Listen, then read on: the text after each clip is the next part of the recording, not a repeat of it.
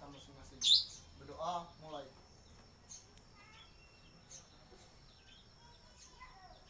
Berdoa selesai. Nah, sebelum kita mulai pelajaran, mari Bapak ingin mengabsen dulu ya. Siapa yang masuk hari ini dan tidak masuk ya? Fatin Almaira. Ada Pak. Nah, Zidan. Ada. Izam. Ada. Ulan. Ada Pak. Nah, siapa ini yang nggak masuk berapa orang hari ini? Faris Pak. Oh ya, Faris. Oke. Nah, sebelumnya Bapak ingin memberikan pesan kepada kalian bahwa kita ini harus belajar dengan sungguh-sungguh ya agar ilmunya ini bermanfaat. Nah, ada yang masih ingat apa enggak sih materi kita pertemuan di minggu lalu itu apa? Mutasi Pak. Apa? Mutasi. Ya. Ada yang tahu nggak apa itu mutasi?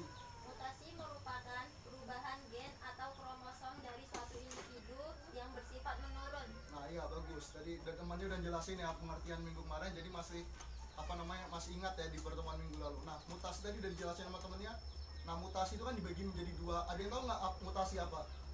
Mutasi dibagi menjadi dua, mutasi gen dan mutasi kromosom. Nah, siapa namanya?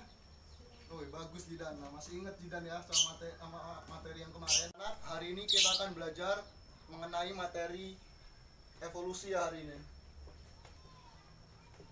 Evolusi. Minggu kemarin kita mutasi. Apa itu evolusi? Oh iya, pertanyaannya bagus. Apa itu evolusi ya? Nah, sini Bapak akan menjelaskan ya. Ini karena mati lampu, nggak ada proyektor, jadi Bapak pakai laptop aja ya. Iya Pak. Nah, di sini apa tadi nanya Fatin nanya ya, apa itu evolusi? Nah, iya.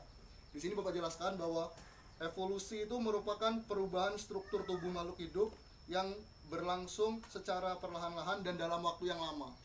Jadi, evolusi itu perubahan struktur tubuh makhluk hidup yang berlangsung secara perlahan dan dalam waktu yang lama. Nah, selanjutnya adalah evolusi. Nah, evolusi itu terbagi menjadi dua, yaitu evolusi progresif dan evolusi regresif. Ada yang tahu nggak apa itu evolusi regresif dan progresif? Enggak. Nah, di sini Bapak menjelaskan ya. Yang pertama adalah teori evolusi progresif. Evolusi progresif itu adalah merupakan perkembangan populasi makhluk hidup menuju kepunahan. Menuju kesempurnaan, sedangkan yang regresif menuju kepunahan. Jadi perbedaannya, kalau yang progresif itu menuju kesempurnaan, kalau yang regresif itu menuju kepunahan. Nah, selanjutnya adalah teori evolusi. Teori evolusi itu adalah teori yang membahas bagaimana makhluk hidup dapat berkembang serta asal-usul dan berkaitan genetik antara makhluk hidup yang satu dengan makhluk hidup yang lainnya. Nah, kalau kita bicara tentang teori evolusi, pasti kita akan tidak pernah luput dari dua teoritis evolusi yang cukup terkenal, yaitu teori evolusi Lamarck dan teori evolusi Darwin. Nah, kedua orang teoritis ini teori ini cukup bertentangan tetapi menarik. Nah, kita akan membahas terlebih dahulu tentang teori evolusi menurut Darwin. Nah, pada tahun 1985 Darwin mempublikasikan sebuah buku yang berjudul The Origin dan memuat dua teori utama dalam bukunya tersebut. Yang pertama adalah yang dijelaskan di sini ya, spesies yang berkembang sekarang berasal dari spesies yang hidup pada masa lampau. Dan yang kedua adalah evolusi terjadi melalui seleksi alam. Nah, di sini menurut Darwin, di sini pada waktu itu Charles Darwin ini pergi ke daerah Amerika di Kepulauan Galapagos.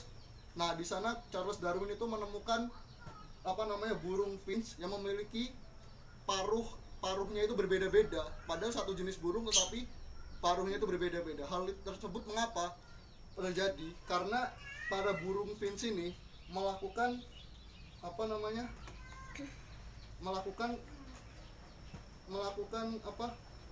seleksi alam. Nah, selanjutnya mengenai jerapah ya. Di sini Darwin ini dalam teorinya mengatakan bahwa jerapah itu ada dua jenis, yaitu jerapah berleher pendek dan jerapah berleher panjang. Nah, pada saat itu banyak sekali daunan yang masih rendah dan tinggi ya. Tapi dengan semakinnya berjalannya waktu, hanya tersisa pohon-pohon yang tinggi saja, sedangkan pohon-pohon yang rendah sudah tidak ada ya.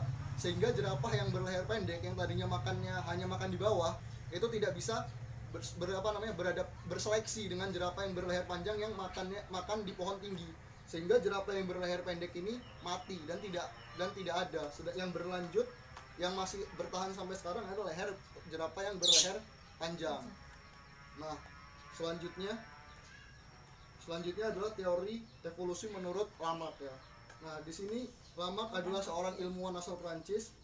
Di sini teori menurut Lamarck yaitu yang pertama adalah lingkungan mempunyai pengaruh pada ciri dan sifat yang dihasilkan melalui adaptasi lingkungan. Nah, yang kedua, ciri dan sifat terbentuk akan diwariskan kepada keturunannya. Dan yang selanjutnya adalah organ yang sering digunakan berkembang dan membesar, sehingga sementara organ yang jarang digunakan akan mengalami penyusutan atau bahkan akan menghilang. Nah, di sini adalah gagasan yang dikeluarkan oleh teori evolusi Lamarck menghasilkan dua fakta ya, anak-anak. Yang pertama adalah adanya penemuan fosil yang memperlihatkan bahwa makhluk hidup pada zaman dahulu berbeda dengan makhluk hidup yang ada pada saat ini. Yang kedua adalah teorinya menjelaskan mengapa setiap makhluk hidup memiliki adaptasi yang baik terhadap lingkungannya. Nah, yang selanjutnya teori evolusi jerapah menurut Lamarck. Nah, di sini ada perbedaannya.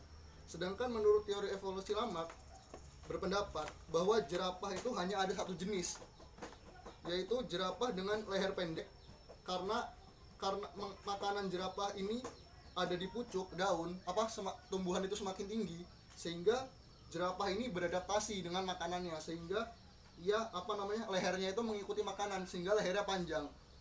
Menurut Lamarck ini kan jerapah beradaptasi, sedangkan menurut Darwin itu melakukan seleksi. Nah, itu perbedaannya. Nah, mungkin sekian ya materi yang Bapak sampaikan di sini. Selanjutnya di sini Bapak ada tugas untuk kalian. Tadi kan Bapak sudah menjelaskan mengenai teori evolusi ya, dari evolusi itu apa dan mendapat para ahli. Nah, di sini Bapak ada lembar kerja untuk kalian berdiskusi mengenai teori evolusi jerapah menurut Lamarck dan Darwin. Tolong kalian diskusikan, menurut kalian lebih cocok teori yang mana ya?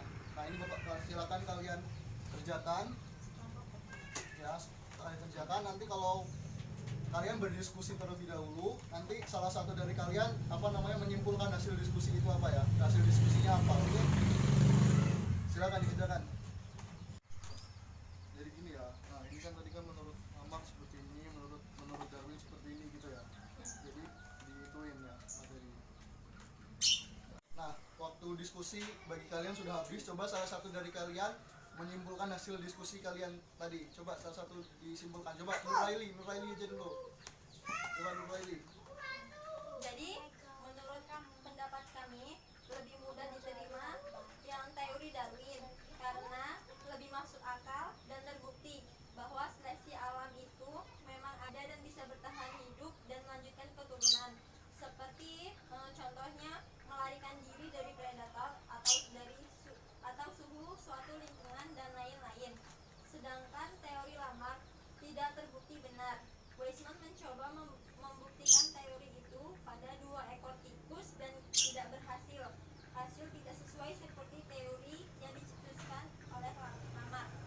Nah, ya bagus Nuraili, benar emang kalau menurut Bapak ya lebih masuk akal teori daripada Darwin dibandingkan dengan Lamarck. Ya, sudah duduk silakan.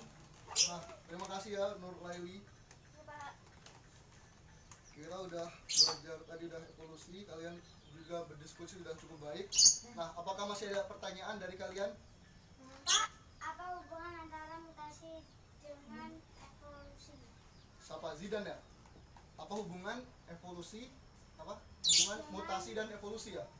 Oh ya, kita minggu kemarin sudah belajar mengenai mutasi, dan minggu ini kita belajar mengenai teori evolusi. Nah, di sini Bapak akan menjelaskan hubungan antara mutasi dengan evolusi. Jadi gini ya anak-anak.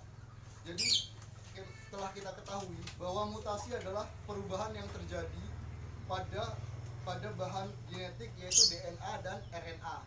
Sedangkan evolusi adalah perubahan pada sifat yang diwariskan dari generasi sebelumnya. Jadi hubungan antara mutasi dan evolusi ialah proses mutasi dapat mempengaruhi proses evaluasi. Contohnya begini, ada dua jenis tanaman yang berbeda yang disilangkan. Nah, dua jenis tanaman ini disilangkan, maka akan terjadi mutasi pada hasil kawin silang tanaman tersebut.